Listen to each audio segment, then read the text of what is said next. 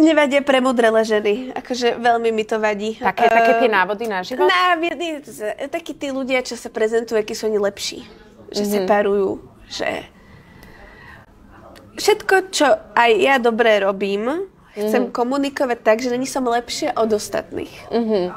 Keď niekto prezentuje to, že napríklad má suchý február, alebo má super skincare rutinu, alebo niečo a je tam taká tá nadradenosť nejaká intelektuálna a osobnostná, tak ja nerozumiem, prečo by som to mala podporovať a tomu človeku ešte zvyšovať ten jeho nejaký narcistický obraz o sebe, aký on je svetový.